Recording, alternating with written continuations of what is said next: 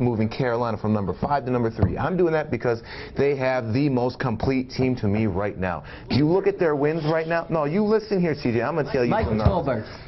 What is the matter with y'all? No one really has an abundance of faith in Drayton Florence and Captain Mutterland and company. Who you guys got for Monday night? I've got the Patriots. I've got the Panthers. It's going to be, Shane Vereen is the Patriots are going to win by 2 touchdowns at least.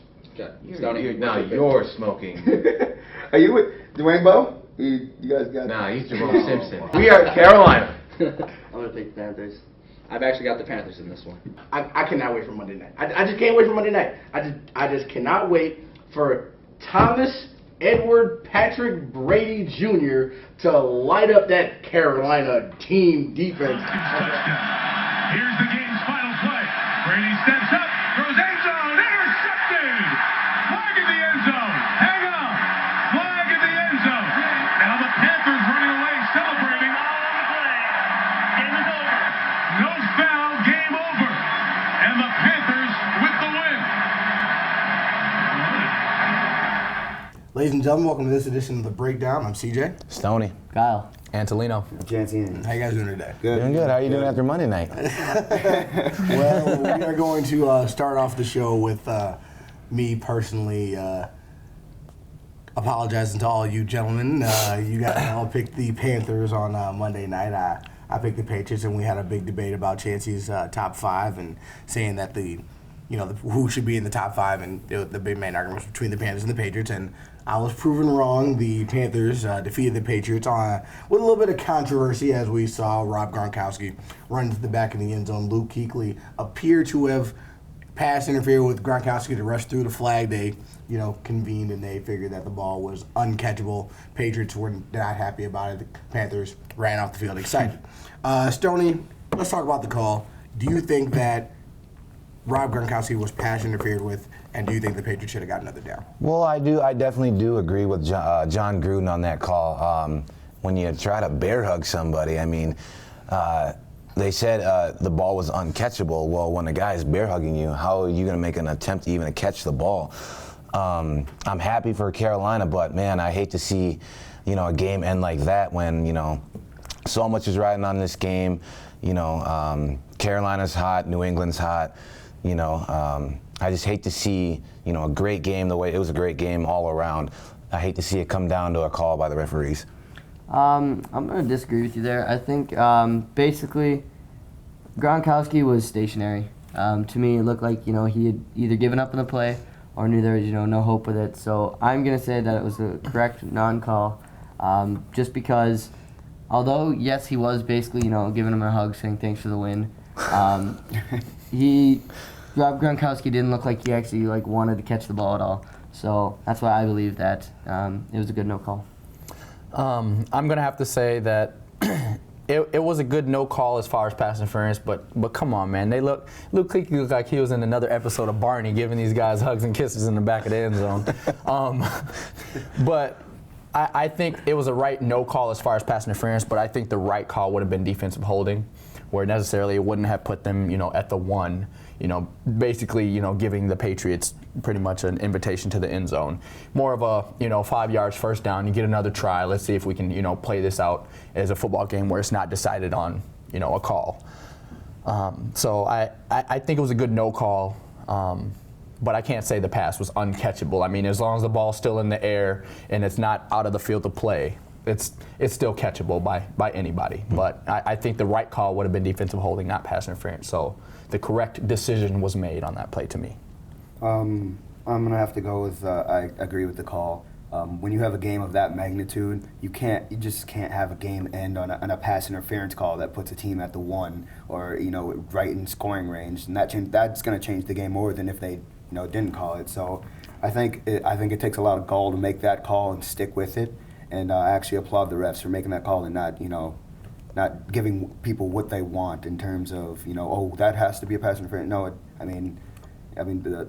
the Patriots had, their ample opportunities, and let's not miss out on that they missed on opportunities, and you can't end the game on a pass interference like that. That changes the course of a season for a team. The one thing that I have a difficulty with the call is because they originally threw the flag, and then they convened and said that the ball was uncatchable. And if you look at the play, and if you look at where the ball was intercepted, let's just play the scenario that maybe the ball wasn't intercepted, maybe it was tipped up in the air. If Rob Gronkowski isn't being interfered with, he probably has a better chance of making a play on that ball than, what it looks like. To me, it looks like because he was being interfered with, he's further away from the ball than what he maybe would be if he had not, been held. Now, at the same time, even though I think that there should have been a flag on the play, I don't care what you call it. I don't care if it's pass interference, defensive holding, legal contact downfield. The man was getting mugged in the back of the end. Okay, so, and the only argument I say about that is that if you throw the ball on the right side of the field, does that mean that every defensive player on the left side of the field could knock everybody out? So I just don't know if I don't know if you can just say that what Luke Kuechly did was legal. Basically, in other words. But even with the way that Rob Gronkowski was running his route and where Tom Brady threw the ball, I believe that the ball would have been either intercepted or knocked down. It wasn't a good looking play to begin with. I don't think that the Patriots would have necessarily scored in that play, so I don't think that necessarily Luke Kuechly's hold made the difference.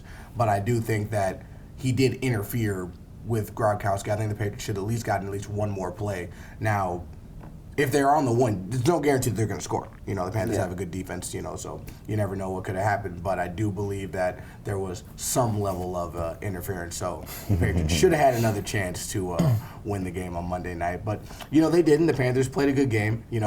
Take nothing away from them. Cam Newton performed well. The defense performed well for the majority of the game. And I think that the Panthers deserve some props for defeating the Patriots on their home field. Yeah, it was a really, really big win for Carolina. And it was a good game. It was, other than that call, the call should not, be the deciding factor of how that game went. And he'll add to that total. Breaking into the open field. And he shoves away one, shoves away another, and blasts his way into the end zone. A spectacular run by the most spectacular runner in the NFL, Adrian Peterson. Here's the handoff to Chris Johnson. Johnson hurled away. Watch out!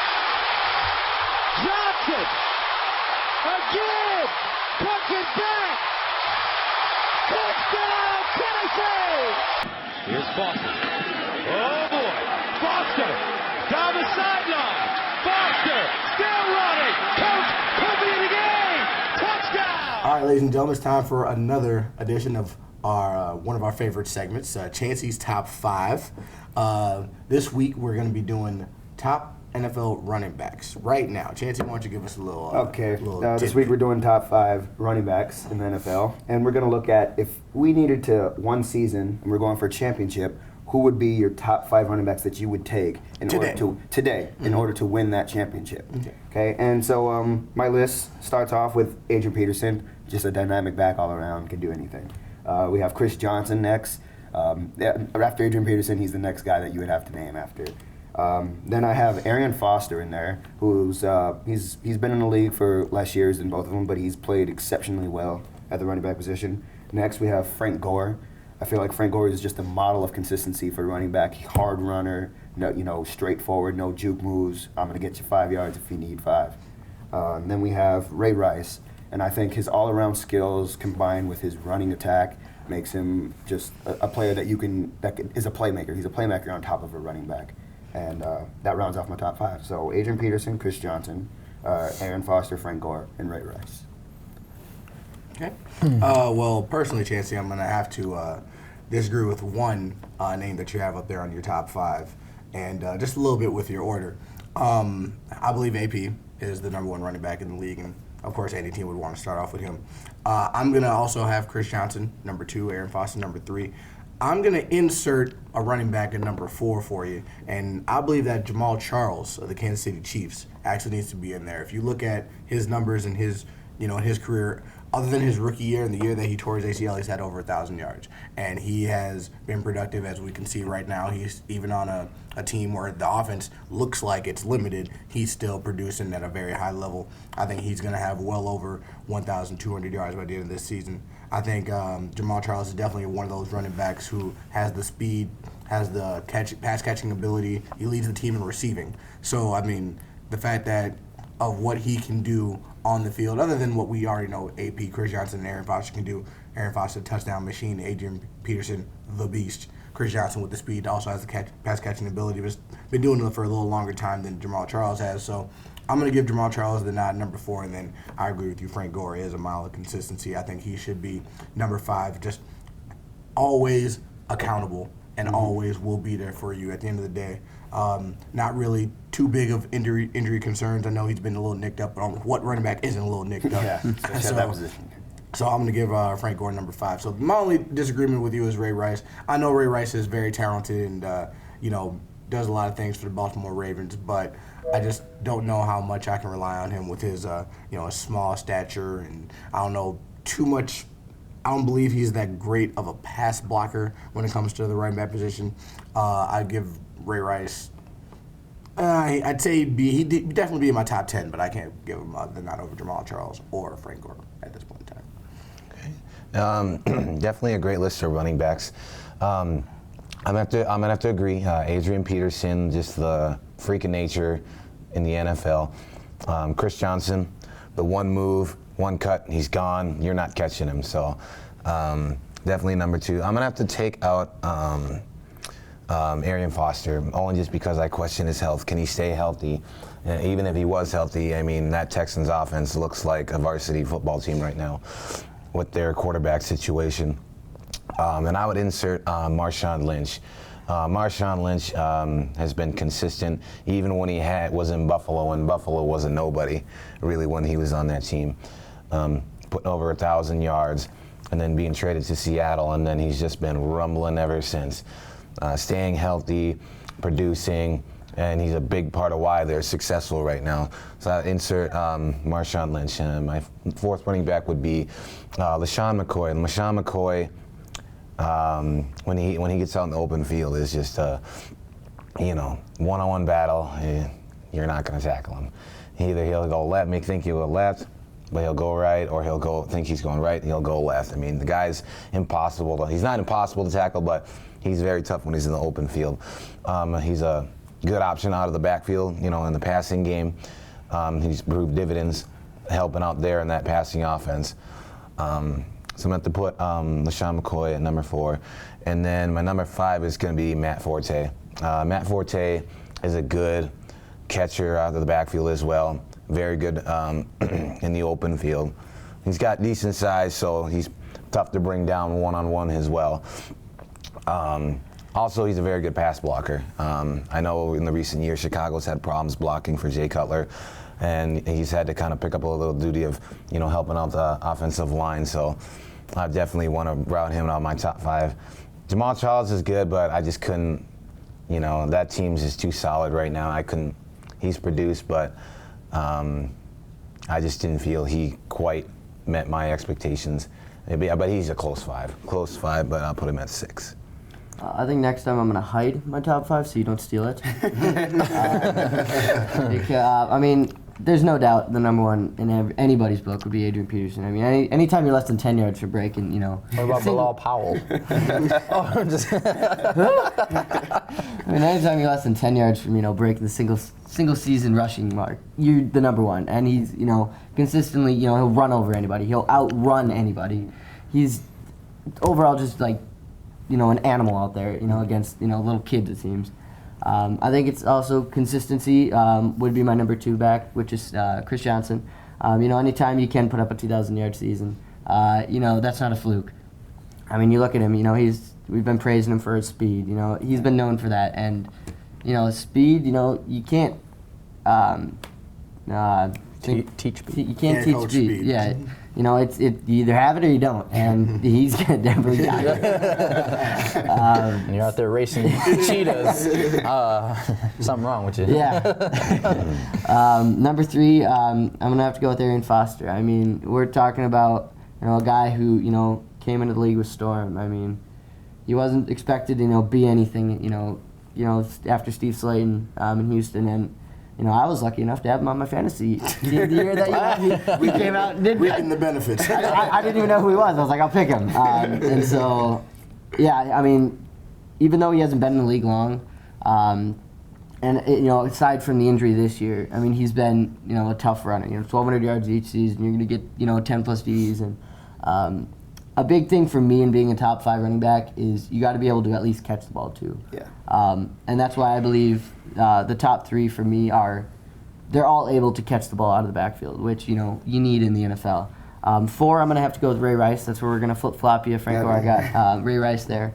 I really love him just because he's, not your prototypical, 6 foot, 250-pound back. He's, you're less than 6 feet back. He's fast. He's quick. He had 4 straight, 1,100-yard seasons. And we praise, guys that get 1,300. That's like, a really good season. And I just think that what he's done in Baltimore, I mean, Baltimore's always been known for the defense, and he's helped them kind of become more of an offensive juggernaut too, aside from this year, of course. And then 5, I'm gonna have to go with Frank Gore. I mean, he's one of the most underrated running backs in the game. We looked it up. 6 out of his 8 years, aside from his rookie year, and I think it was 2 years ago, where he's hit 1,000 yards each season, and that's consistency, and consistency in the NFL is huge, and that's why my top 5 would be AP, Chris Johnson, Aaron Foster, Ray Rice, and Frank Gore. All right. Well, model consistency also follows suit in my top 5. I mean, you got AP. There's no explanation needed. I mean, it's AP.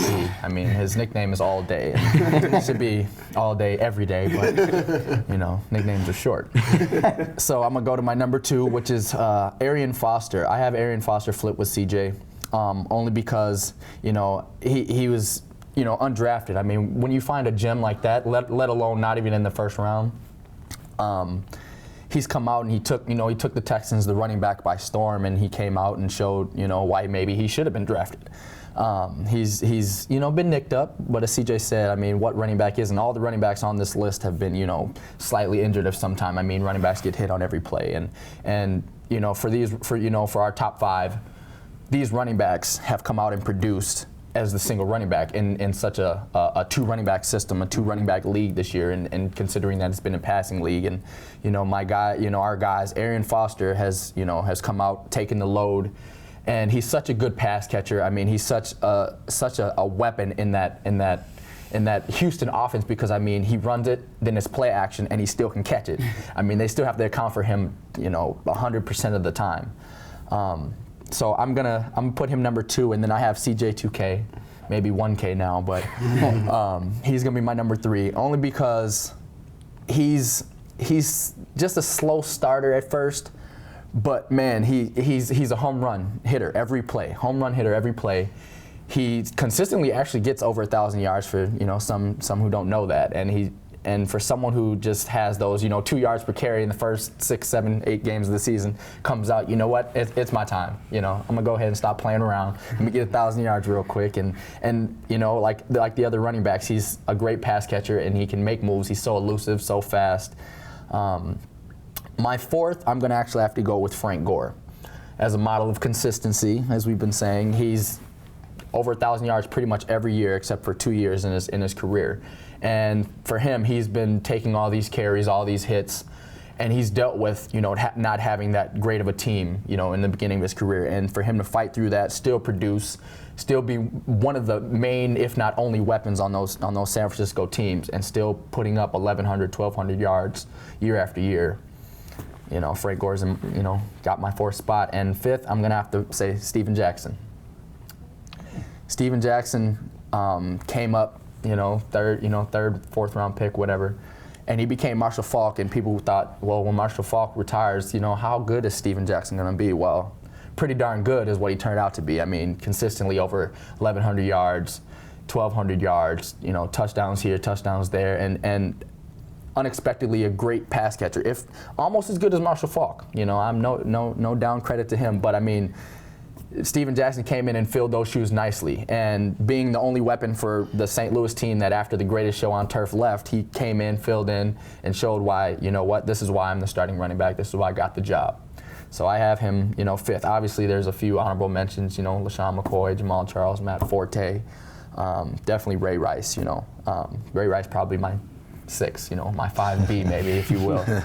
But So we all pretty much have, AP, Chris Johnson, Arian Foster, and in there, most of us have Frank Gore except for Stoney.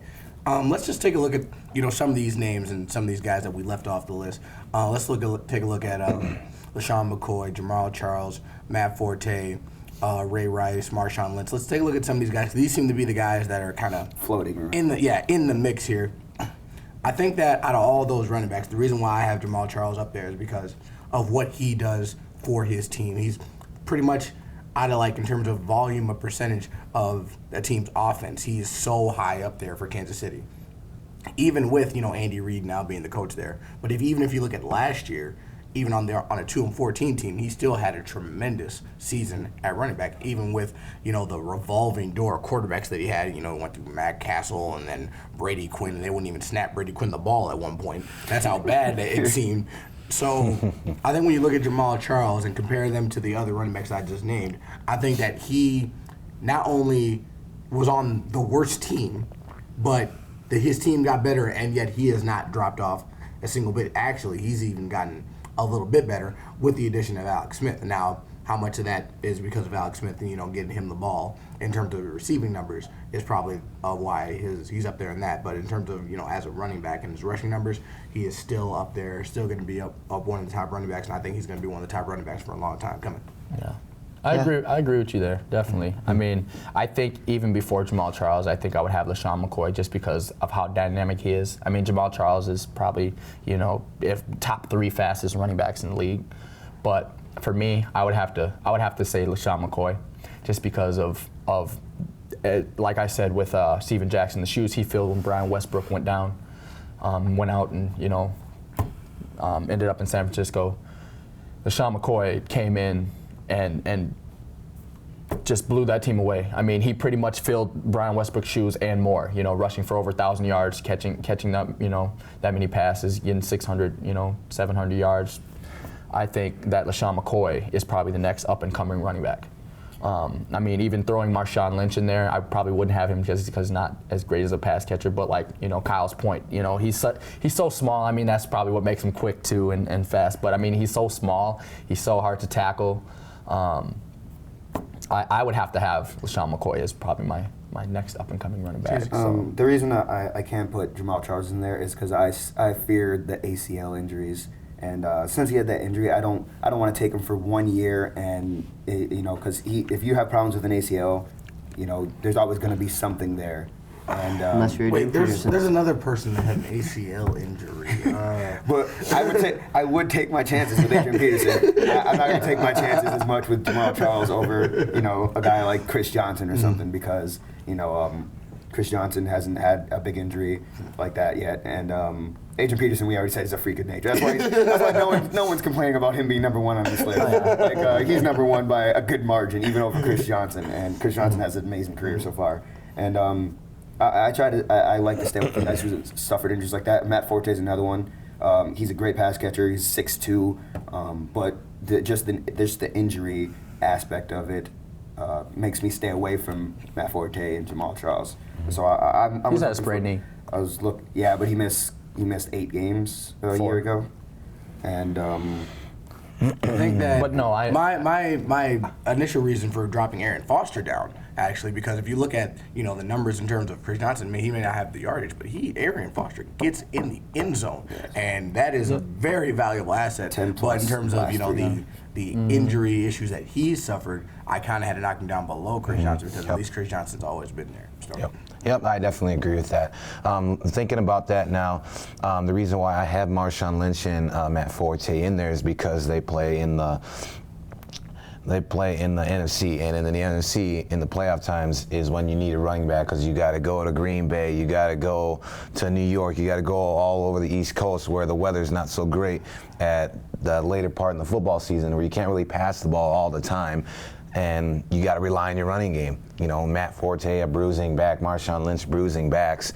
You need to get them going first before anything in a game where if you're at Green Bay or even Kansas City where it's cold and, can't really, the ball's as hard as a rock, so you try and catch that ball, you're probably going to break a hand or something because it's so hard and it's hard to pass. But definitely I would want those two guys in there just because they kept played in all the bad weather conditions, not just guarding anybody from the West, but it's definitely a lot harder when you have to run the ball, when you have to establish a running game when you're in the NFC.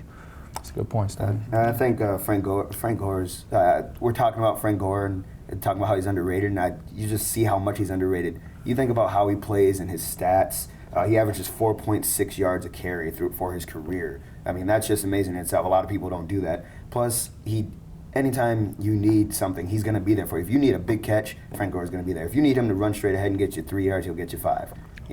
And it speaks volumes because he was there with Alex Smith and with that bad team, but yeah, he still produced and he continues to produce. But the reason that we can't put him above the other guys is because he doesn't do anything that's spectacular. Oh my God! Like, I can't true. believe I just saw that. Frank Gore, he just chugs away. But if I want to win a championship for 1 year, I'll just take that little chunk train that gets me there. Take that train that gets you there. I'll take AP. Right. Well, I mean, not me too. He's taken. He was the first pick after 30. All right, last quick point. Since we're talking about how great Adrian Peterson is, by the end of his career, where do you think AP is going to be in terms of all time when we talk about running backs? Where would you put AP in terms of? Oh man, he's got to be top 5. I mean, the guy is literally a freak of nature, size-wise, speed-wise, agility-wise, rehabilitation-wise. the man is just a freak. He's definitely should be by the end of his career, be top 5 running back. I guess I'm really biased because I'm a huge Viking fan, but I mean, anytime you can combine size with speed, and you're basically a wrecking ball out there. I mean, all I need is Miley in the background, singing to him, and he'll just be, going like a wrecking ball. Ooh. That's how many shows it took us before we got a Miley sound. I'm gonna have to say maybe even top 3. I'm gonna have to trim it down a little bit. I mean, what AP has done in his 7 years, just 7 years. I mean, he's getting close to 30, but I don't even know if we can use the 30 reference with AP. I mean, coming back from an ACL surgery and doing what he did. I mean, he's like a model of like stem cell research and merging all these things together: power, size, speed. And yeah, he's not really a pass catcher, but I mean, he still can catch the ball. He's got hands. I mean, he's the threat. He's almost like Boobie Miles. Only if he could throw the ball, you'd only need 1 on 11. We don't know if he can throw the ball or not. That's true. I mean, with the Vikings woes right now, you never know. Let's take a chance. But I mean, AP is just such an amazing specimen, amazing football player, amazing guy. I mean, just for someone, even if he played 3 years, his rookie season, he got injured his next season, came back and had 2,000 yards, that's remarkable in itself. And that's why AP, even with his fumbling issues that year, that's why he's still the top running back in the league. I have him in my top 3. I mean, seeing what he of all time by the end of his career, to clarify that. Yeah. Well, I think I'm going to be a little higher than AP. I'm going to put him. He's going to be tied for 2nd or 1st all-time running backs. Because everyone's going to keep Barry Sanders up there just because when you quit early, you always have those questions, and people are just going to keep you up there for life because they're going to be like, oh, if he would have played more. But so I think he's going to be either up there with Barry or he's going to be the next mentioned running back. That's what you were doing, Barry. Okay. If barring any injuries, which we think he's going to stay healthy, if you come back from an ACL like he did, I mean, there's not much that can touch you. And so if he stays healthy, I think he becomes either the top or the 2nd best running back of all time. He has the touchdowns. He has break tackles. He's probably up there. I mean, I haven't seen the stats for break tackles. Yards after contact, everything you name, he has it. I mean, he can catch out of the backfield. All we have to do is see him throw a touchdown. He throws 1 touchdown, he's up there. And I think he's going to be the greatest or one of the top 2 greatest running backs of all time when he's all said and done. I'll take him a step further. If Adrian Peterson stays healthy and plays about even 5-6 more years at that level, he will be the best running back of all time. No doubt. Even if Barry Sanders, if we talk about, the fact that he didn't play, and you all know I'm not giving him that, Because your best ability is your availability. Well, he was available to play. If you retire, you are unavailable. That is not true. Brett Favre, Michael Jordan. He came out of retirement to become available. Barry Sanders can still play. At the end of the day, Adrian Peterson, just so much raw, God-given talent, the speed, the size, the power. We've all just named all his accolades. But, the other thing that, just his elusiveness, his agility, and his vision, his patience. You have anything that you want a running back to have, AP's got it. And by the end of his career, like I said, we all want to pray and hope that he stays healthy because we love watching him play. If he can stay healthy, I think that when it's all said and done, and you're looking in the history books, he's going to be a first ballot Hall of Famer. We all know that. Yes. Adrian Peterson I believe if he stays healthy, he will be the best running back that we've ever seen play in this game. I believe that as well. I agree with that. I mean, I've never seen anybody just consistently try to get tackled by their ankles. Like nobody wants to hit him in his legs or up high. Nobody, every time he goes through the hole, he's jumping around because somebody's nipping at his toes and his heels. I agree. I wouldn't do it. I'd be at his ankles too. Adrian Peterson is the only guy where I've actually seen in a play where a guy actually had a chance to tackle him and he just didn't do it. he thought better of it. Go ahead. Okay, I was just saying, I think the best, the funnest thing to watch about Adrian Peterson is his explosiveness. Like, he goes from, he starts the huddle, he starts off, but then it's just, bam. It's just like an animal inside him just, erupts. And he, can go from 5 miles an hour to 100, it seems, in 3 seconds.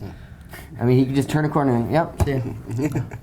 Do you guys think if Adrian Peterson doesn't win a ring, will that have an effect on where he stands all the time? Absolutely not. No. That only works. We don't. It's harder to judge running backs with rings because of the fact that how injury prone the running back position are. Usually when we talk about rings, we always want to talk about quarterbacks and in terms of winning percentage and coaches.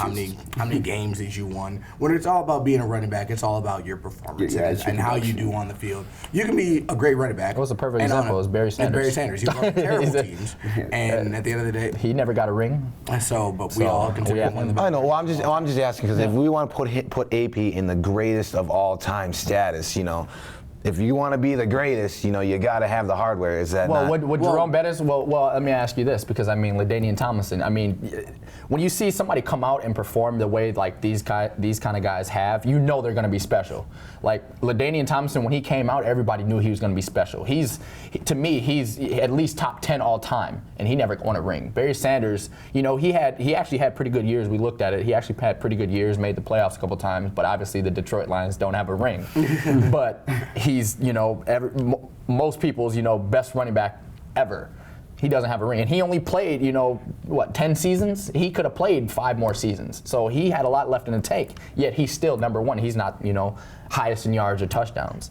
I think rings, like we said before when we were talking about Peyton and Tom, it's more of a tiebreaker. And for Hall of Fame, I don't think that's necessarily a requirement. If you look at a lot of players in there, Dan Marino, players players that just have great careers, rings aren't necessarily a requirement. So if AP never gets a ring, especially being on the Vikings, I can't blame him or fault him for that.